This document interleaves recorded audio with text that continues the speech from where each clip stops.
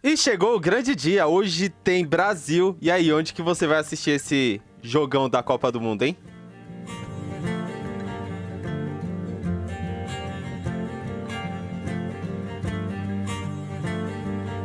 Fala pessoal, aqui quem fala é o David, bem-vindo a mais um Sala Verde. É esse canal que te acolhe, te abraça, assim como a Copa do Mundo está abraçando o nosso Brasil, né? Hoje falaremos um pouco sobre esse confronto entre Brasil e Japão, mas antes vou pedindo já para você deixar o like, compartilhar esse vídeo para que a nossa comunidade cresça. Não se esquece de se inscrever e ativar o sino, que assim você recebe notificação para ver os outros vídeos que a gente produz aqui nesse canal. Bom, vamos lá? Vamos falar um pouquinho sobre a provável escalação da seleção brasileira. A escalação provável para esse jogo é a mesma que a gente viu contra a Escócia, né? O Alisson no gol, o Danilo, Marquinhos, Gabriel Magalhães e Douglas Santos fazendo essa linha de defesa, o Casemiro e o Bruno Guimarães no meio campo ali na volância, o Lucas Paquetá armando esse time, Ryan, Matheus Cunha e Vinícius Júnior. Eu acho que foi a escalação que mais deu certo, foi a formação que mais deu certo. O Matheus Cunha ajuda muito a marcar e junto com o Bruno Guimarães eles apoiam muito ali dentro da área, né? Pisa muito dentro da área. Então eu acho que não tinha muita previsibilidade de alteração. O Brasil joga bem contra a Escócia. As alterações que são feitas também não diminuem a qualidade. E assim como eu falei no vídeo anterior, o Ryan é uma peça que não trouxe riscos, né, para a seleção e ainda ajudou o Vinícius Júnior a fazer o primeiro gol da seleção contra a Escócia. Então, era factível que o Ryan ficasse na posição, tomasse conta da posição, sendo que o Rafinha tá machucado e o Luiz Henrique não teve boas atuações dentro da Copa do Mundo, né? Antes da Copa do Mundo ele teve algumas atuações boas, mas dentro da Copa do Mundo ele não mostrou. Bom, o que o Ancelotti poderia mudar nesse time, né? Pensando que a gente tá jogando contra um Japão que tem um jogo um pouco diferente dos outros times que a gente enfrentou e pensando que a gente não pode perder em poder de marcação também, né? Eu acho que seria um pouco difícil de fazer uma alteração desse time para jogar contra o Japão, mas teríamos que analisar muito mais profundamente e eu acho que a comissão técnica faz isso, né? Analisar muito mais profundamente como joga o Japão. Porque eu posso falar aqui de colocar o Endrick no lugar do Matheus Cunha, por exemplo, que é uma alteração que eu já faria desde o começo da Copa. Para mim, o Endrick tem que ser titular. Mas, pensando que a gente vai perder um homem no meio campo com a entrada do Endrick, isso seria problemático, porque o Japão é um time que toca muitas bolas ali pelo meio, trabalha muito essa bola virando de um lado para o outro.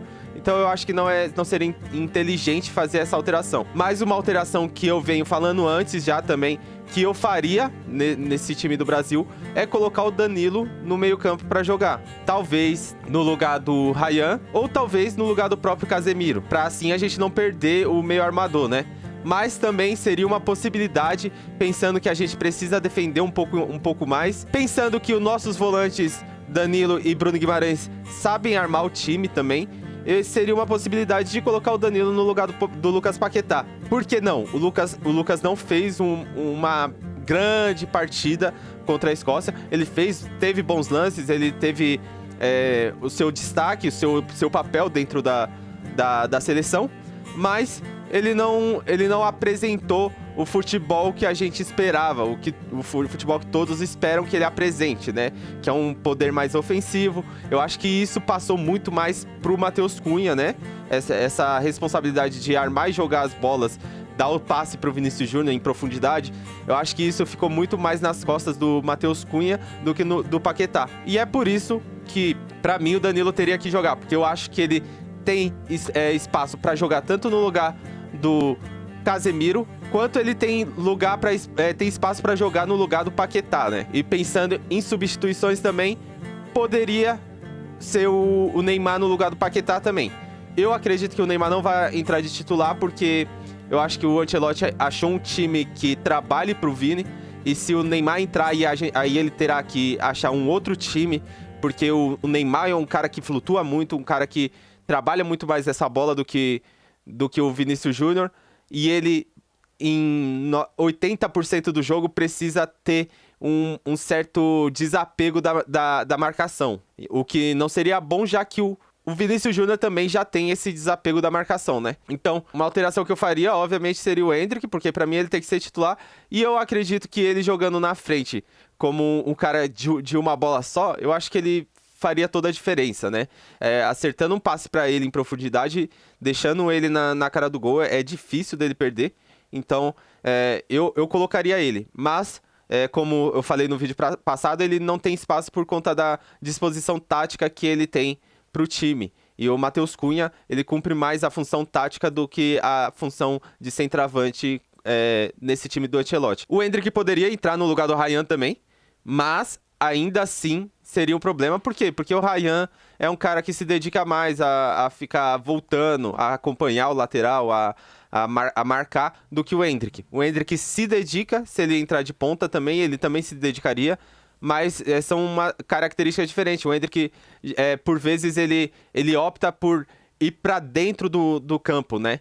Porque é ali onde que ele consegue desenvolver melhor a jogada, ou até encontrar um passe para um Vinícius Júnior passando, ou um Bruno Guimarães vindo de trás, um Paquetá também. É possível também de ver o Endrick entrando pela ponta, mas não acho provável para esse jogo o Endrick conseguir uma posição de titular. Talvez entrando no segundo tempo, com um jogo talvez um pouco mais difícil de infiltração, porque o Japão ele é um time que recompõe muito rápido. Então talvez o Endrick entre no segundo tempo para tentar quebrar essa linha com a força física, né, com a força bruta, que é o que o Endrick mais tem. Mas não vejo ele de titular. Eu faria a alteração no meio-campo. Eu colocaria o Danilo, porque o Japão é um time que ele sai tocando a bola, muitas vezes, né? Então, vai ser importante ter uma pressão alta, mas vai ser importante ter uma pegada diferente no meio-campo. E o Casemiro não tá ali saindo de perto da zaga, né? Eu já falei isso em vídeos anteriores. O Casemiro tá jogando muito mais próximo ali da defesa, quase como um líbero. Assim como o Mascherano jogava na Argentina, mas ele joga um pouco mais à frente, né? O Mascherano jogava um pouco mais atrás. Mas ele tá jogando muito mais ali perto da zaga do que propriamente avançando. Eu acredito que o Brasil pode vir a jogar com outros jogadores. Eu, por exemplo, trocaria o Danilo, porque é um jogador que, quando é exigido demais, em velocidade principalmente, ele não consegue acompanhar, assim como o Léo Pereira demonstrou nos jogos que ele entrou pela seleção. Então eu colocaria talvez um Bremer, tentar colocar um outro zagueiro para que ele fique mais recuado mesmo, pensando que o Danilo também não apoia tanto. Eu acho que nesse jogo contra a Escócia, eu acho que ele deu umas 2 corridas ali pela lateral, apoiando na linha de fundo, que foram 2 corridas inclusive em vão, porque que a bola nem vai para ele. Então ele só se desgastou à toa. E nas outras jogadas que aconteceram pela ponta, ele não estava participando tão ativamente lá no ataque, né?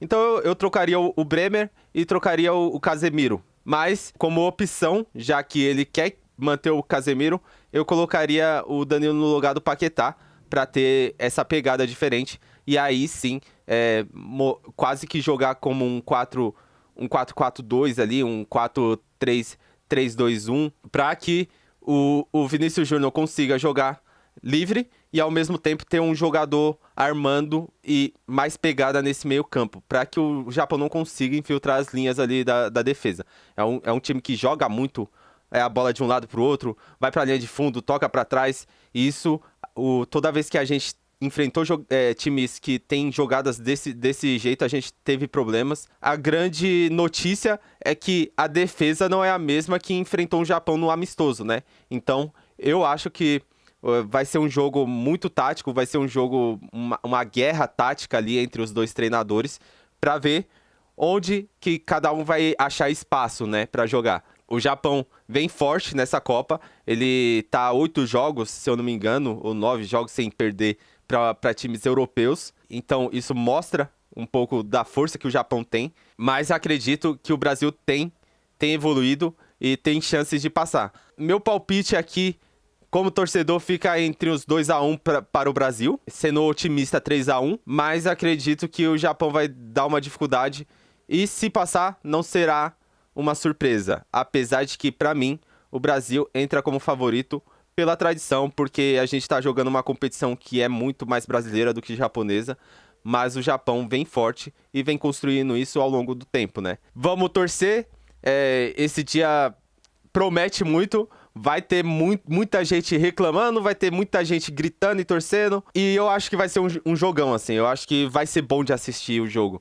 Acho que, apesar de eu não concordar com algumas coisas que o Ancelotti faz, eu acho que ele vai manter um padrãozinho ali que vai ajudar o Brasil. Vamos pra cima, né? É isso, galera. Deixa o like, comenta o que você acha que o Brasil deve fazer para passar pelo Japão. O que você acha que os japoneses podem fazer para prejudicar o Brasil.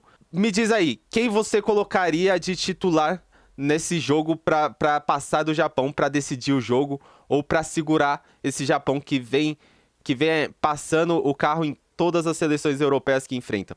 Curte, comenta, compartilha.